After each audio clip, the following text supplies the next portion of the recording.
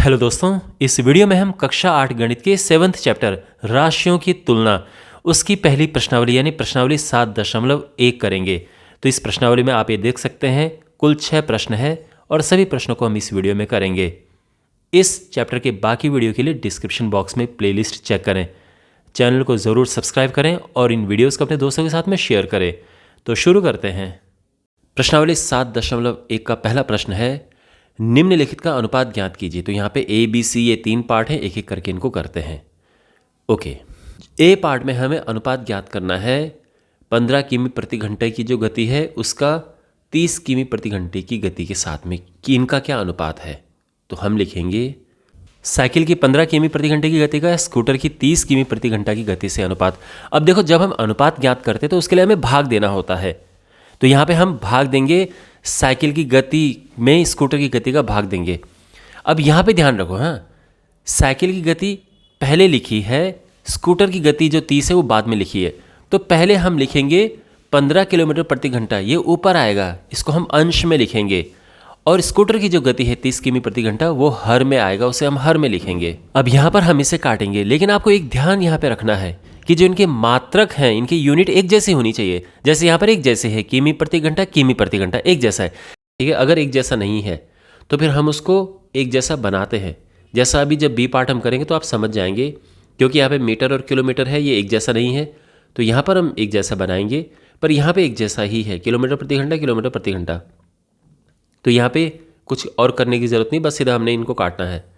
15 कम 15, 15 दूने 30, ये 1/2 आ गया है और ये आ जाएगा 1:2। ये हमारा आंसर आ गया है। तो ए पार्ट आपकी समझ आ गया। अब सेकंड पार्ट करते हैं। बी पार्ट में 5 मीटर का 10 किलोमीटर के साथ हमें अनुपात ज्ञात करना है। तो अनुपात में फिर हम क्या करेंगे, भाग देंगे। जो पहले लिखा है ये ऊपर जाएगा, जो बाद में लिखा है वो नीचे आएगा। अब यहाँ पर आप नोटिस करो कि दोनों एक जैसे नहीं है, एक मीटर है और एक किलोमीटर है। तो हमें ये एक जैसा बनाना है। मीटर को या तो किलोमीटर में बदलो और या तो किलोमीटर को मीटर में बदलो। ज़्यादा आसान क्या है, ज़्यादा आसान हमेशा जो बड़ी यूनिट होती है उसको छोटी यूनिट में बदलना आसान होता है। किलोमीटर को मीटर में बदलना आसान है क्योंकि उसके लिए हमें गुणा करना पड़ेगा।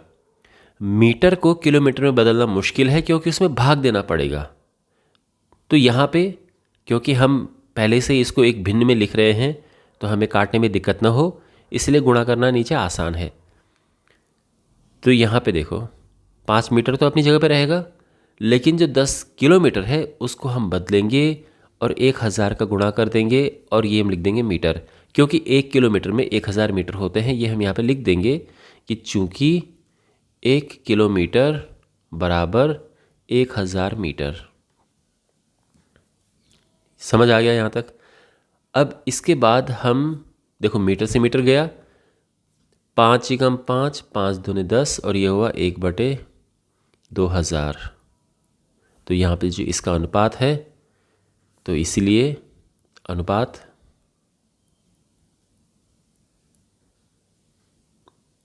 बराबर 1:2000। ये हमारा आंसर है।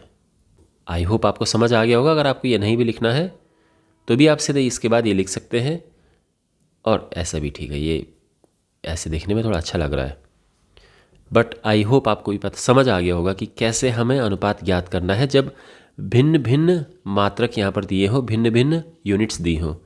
अब सी पार्ट अगर हम देखें तो सी पार्ट में भी पैसे हैं, रुपए हैं। चलो ये भी करते हैं। सी पार्ट में हमें अनुपात ज्ञात करना है 50 पैसे और 5 रुपये का।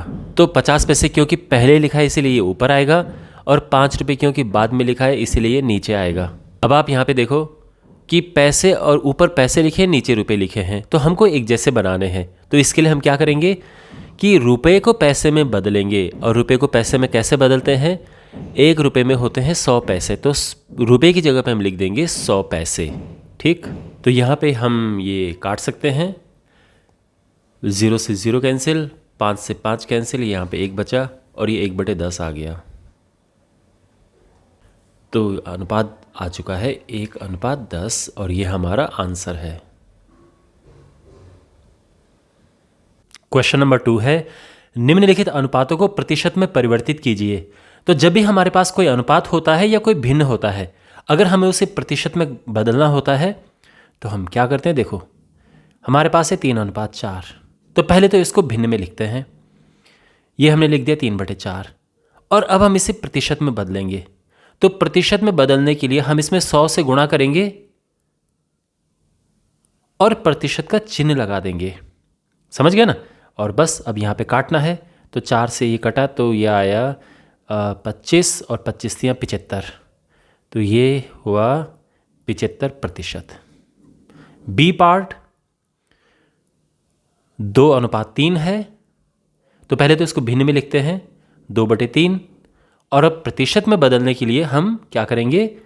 100 से गुणा करेंगे, लेकिन साथ में प्रतिशत का चिन्ह लगाना है, ध्यान रखना।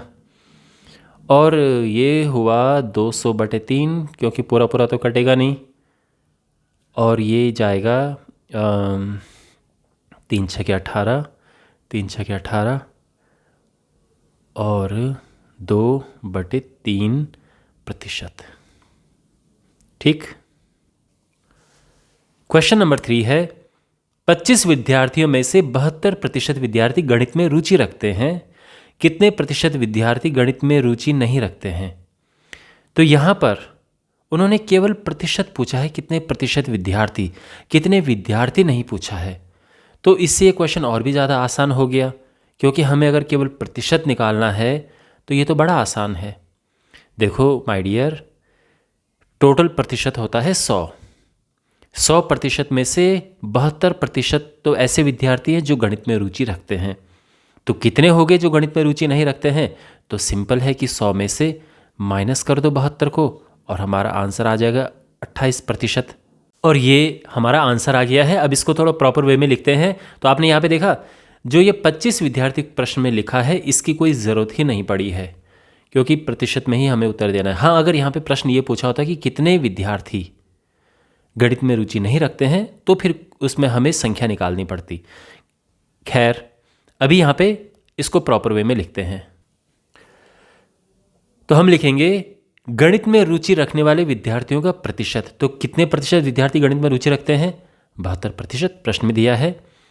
तो इसीलिए गणित में रुचि नहीं रखने वाले विद्यार्थियों का प्रतिशत क्या होगा? तो उसे हम 100 से माइनस कर देंगे और आंसर आ जाएगा 28%। बात समझ आ गई?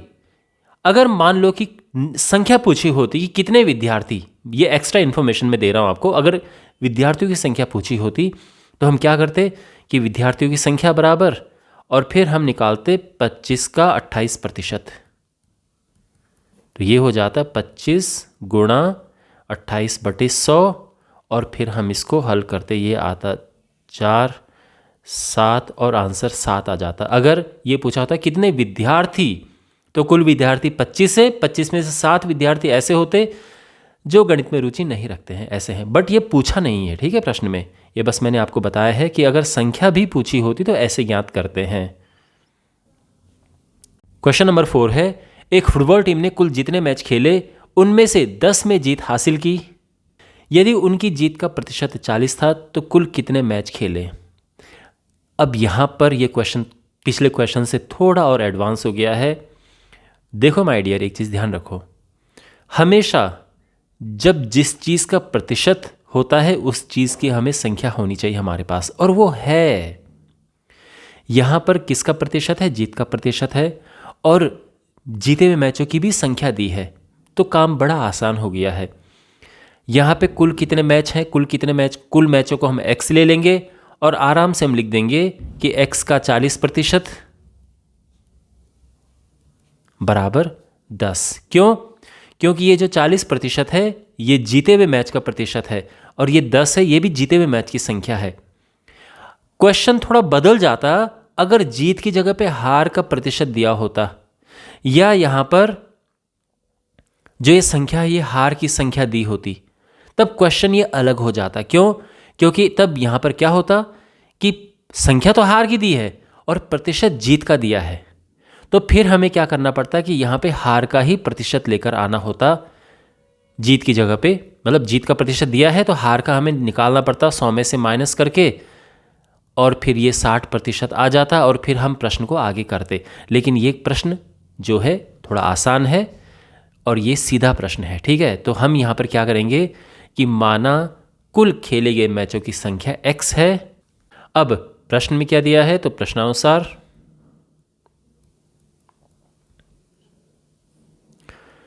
तो प्रश्न में दिया है कि देखो x का 40%, यानी कुल मैच जितने खेले उनका 40% है 10। क्यों?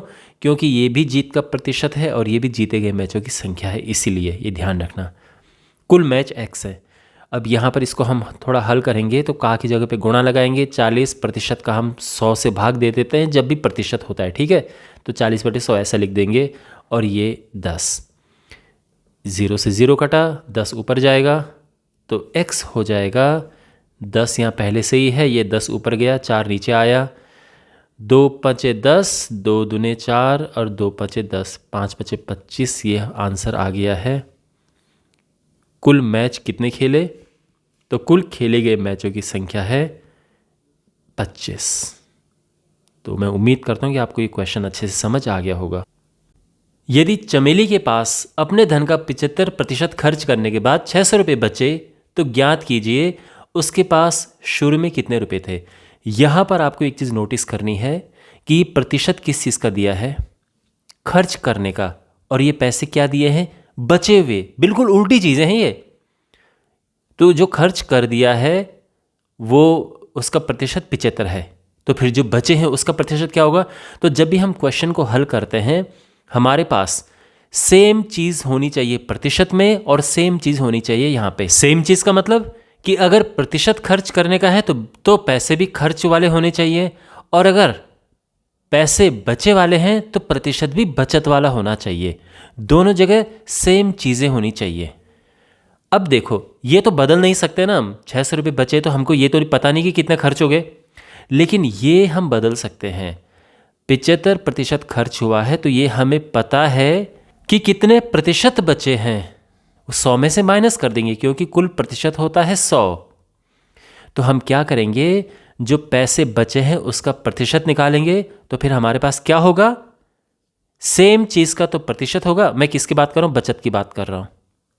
तो बचत का ही हमारे पास प्रतिशत होगा और बचत का ही हमारे पास संख्या होगी। अभी क्या है, अभी प्रतिशत खर्च करने का है, संख्या बचत की है। हमें क्या चाहिए, दोनों बचत। तो हम क्या करेंगे कि जो 75% खर्च है हम उससे निकालेंगे कि बचत कितनी है। तो हम लिखेंगे कि तो सबसे पहले हमने जो ज्ञात करना है कि शुरू में कितना धन था उसको हमने x ले लेना है कि माना चमेली के पास शुरू में x रुपए थे। अब उसके बाद देखो 75% क्या है, खर्च किया हुआ धन। तो हम लिखेंगे कि खर्च धन का प्रतिशत क्या, 75%। लेकिन मैंने आपको क्या कहा था कि हमें बचत का प्रतिशत निकालना है, यानी बचे धन का प्रतिशत। तो बचे धन का प्रतिशत के लिए हम 100 में से इसको माइनस कर देंगे, है ना भाई। टोटल 100 होता है, 100%, उसमें से खर्च हो गया 75, तो बचने के लिए हम माइनस कर देंगे जो बचा हुआ है, और ये हुआ 25%। यहाँ तक समझ आ गया। अब हमने फिर से मैं आपको ये बता रहा हूँ कि हमने क्यों निकाला, क्योंकि जो हमारे पास ये संख्या दी है ये बचे हुए पैसे की दी है, इसलिए हमने प्रतिशत भी बचे हुए पैसे का निकाला, जिससे कि हम आराम से ये लिख सकें कि इसीलिए प्रश्नानुसार x का 25% बराबर 600 है ना। यानी कुल धन का 25% है 600 रुपये। तो का की जगह पे गुणा लगाएंगे, 25% है तो 100 से भाग दे देंगे हम, और ये हुआ 600। तो x निकालने के लिए हम क्या करेंगे, 600 तो अपनी जगह पे रहेगा, 100 यहाँ आप चाहो तो यहाँ काट दो, इसे 4 बार कट गया और 4 का गुणा कर दिया हमने यहाँ पे, और ये आ जाएगा 2400 रुपये। तो शुरू में चमेली के पास 2400 रुपये थे और ये हमारा आंसर आ चुका है। तो इस तरह से इस प्रश्न को करेंगे। मैं उम्मीद करता हूँ कि आपको अच्छे से समझ आ गया होगा। क्वेश्चन नंबर 6 है, यदि किसी शहर में 60% व्यक्ति क्रिकेट को पसंद करते हैं, 30% फुटबॉल और शेष अन्य खेल को पसंद करते हैं, तो ज्ञात कीजिए कितने प्रतिशत व्यक्ति अन्य खेल पसंद करते हैं ठीक है। दूसरा हम याद करेंगे कि यदि टोटल 50 लाख व्यक्ति हैं तो प्रत्येक प्रकार के खेल को पसंद करने वाले व्यक्तियों की हमें संख्या ज्ञात करनी है। तो सबसे पहले देखो 60% क्रिकेट, 30% फुटबॉल। तो अन्य के लिए हम क्या करेंगे? अन्य के लिए हम क्या करेंगे कि 100 में से ये माइनस कर देंगे। क्यों? क्योंकि कुल प्रतिशत 100 होता है, तो 100 में से हम 60 क्रिकेट वाले हटा देंगे, 30 फुटबॉल वाले हटा देंगे, बच जाएंगे 10% अन्य खेलों को पसंद करते हैं। अब इसको लिखते कैसे प्रॉपर वे में, वो हम यहाँ पे, तो सबसे पहले हम यहाँ पे लिखेंगे क्या दिया है, 60% व्यक्ति क्रिकेट पसंद करते हैं। तो हम लिखेंगे कि क्रिकेट पसंद करने वालों को प्रतिशत कितना, 60%। ऐसे फुटबॉल का प्रतिशत दिया है, फुटबॉल का पसंद करने वाले कितने हैं, 30% हैं। तो अन्य खेल पसंद करने वालों का प्रतिशत क्या होगा? तो उसके लिए हम क्या करेंगे, 100 में से इन दोनों को माइनस कर देंगे, है ना। और क्या बच जाएगा, इनको माइनस करके 10% आएगा। और ये हमारा आंसर है जो फर्स्ट पार्ट का पूछा गया है ना। तो ये फर्स्ट पार्ट का आंसर आ चुका है। अब सेकंड पार्ट पे आते हैं कि कुल व्यक्ति हैं 50 लाख। तो यहाँ पे लिखते हैं कुल व्यक्ति,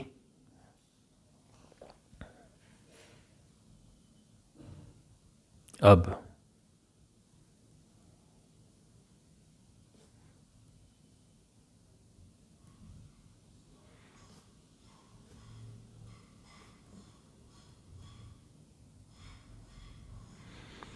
कुल व्यक्ति 50 लाख है। तो अब अलग अलग हम ज्ञात करेंगे कि क्रिकेट पसंद करने वाले व्यक्तियों की संख्या। तो क्रिकेट पसंद करने वाले व्यक्तियों की संख्या कितनी है? तो ये होगी 50 लाख का कितना प्रतिशत, 60%, है ना। तो इसका मतलब ये है कि 50 गुणा 60/100 और ये आ जाएगा लाख। तो ये कटा 2 बार, 2 3 6, ये 30 आया और आंसर क्या आ गया है, 30 लाख। तो 30 लाख व्यक्ति क्रिकेट पसंद करते हैं, ठीक। और अब हम लिखेंगे फुटबॉल पसंद करने वाले व्यक्तियों की संख्या। तो फुटबॉल पसंद करने वाले व्यक्तियों की संख्या क्या है, यह है 50 लाख का 30%, है ना। फुटबॉल 30% लोग पसंद करते हैं। तो ये हो जाएगा 50 गुणा 30/100 और लाख हम यहाँ पे लिख देंगे। 0 से 1 0, 1 0 से 1 0 कटा, 5 दिया 15 और ये आ गया है 15 लाख। और अब हम लिखेंगे अन्य खेलों को पसंद करने वाले व्यक्तियों की संख्या। तो क्या होगी, तो अन्य खेल कितने लोग पसंद करते हैं, कितने प्रतिशत लोग पसंद करते हैं? तो 50 लाख तो कुल लोग हैं और उनका 10% हमने ज्ञात किया ना, 10%। तो यहाँ पे जो 10% हमने ज्ञात किया था अन्य खेलों को पसंद करने वाले व्यक्तियों का प्रतिशत, तो 50 लाख का 10% हम निकालेंगे। 50 गुणा 10/100 करेंगे, लाख हम यहाँ पे लिख देंगे। 1 0 से 1 0 कैंसिल, 1 0 से ये 0 कटा और ये आ गया 5 लाख, ठीक है ना। तो तीनों पार्ट्स के तीनों आंसर आ चुके हैं। यहाँ पे ये है, ये फुटबॉल के लिए, ये क्रिकेट के लिए, और फर्स्ट पार्ट का आंसर तो ये था। और इस तरह से ये प्रश्न पूरा हल हो चुका है और ये प्रश्नावली भी समाप्त हो चुकी है। मैं उम्मीद करता हूँ कि आपको इस प्रश्नावली के सभी प्रश्न अच्छे से समझ आए होंगे। इस चैप्टर के बाकी वीडियो के लिए डिस्क्रिप्शन बॉक्स में प्लेलिस्ट चेक करें, चैनल को ज़रूर सब्सक्राइब करें और अपने दोस्तों के साथ में ये वीडियो ज़रूर शेयर करें। तो मिलते हैं अगले वीडियो में, टेक केयर।